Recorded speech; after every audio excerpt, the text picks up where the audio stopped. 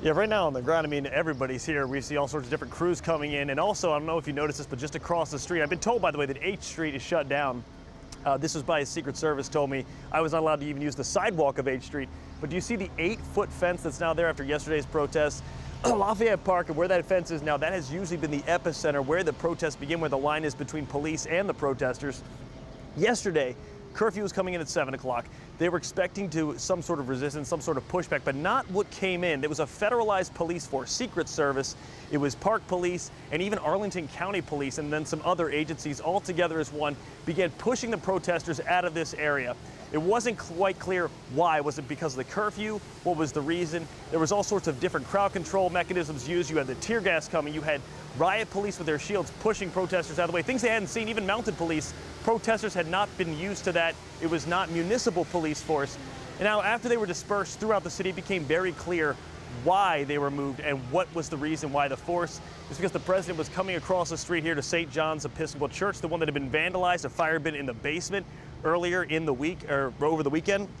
And that was the reason why they were all moved. The protesters pushed out of here in such a forceful fashion so the president could stand in front of St. John's Episcopal Church for what appeared to be a photo op, holding a Bible in his hand after he had been having his actual meeting going on with the press corps just minutes before, saying that he was the president of law and order.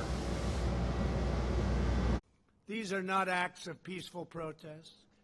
These are acts of domestic terror.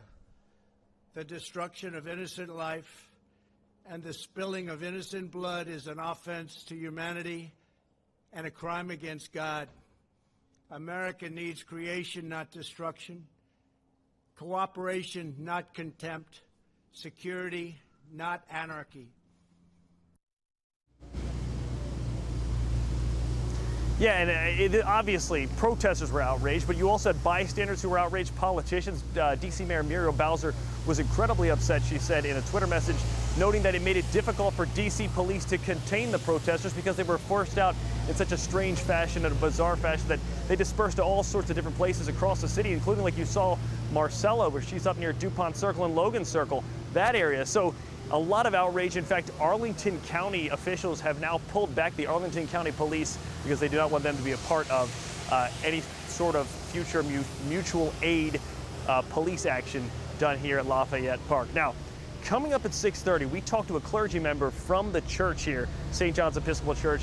She explains why they were outraged that the president took a photo opportunity in front of the church, but more so, she was outraged by something else, how the president removed the protesters. We'll have that coming up at 6:30. But for now, outside of St. John's Episcopal Church, I'm Matt Gregory. Back to you.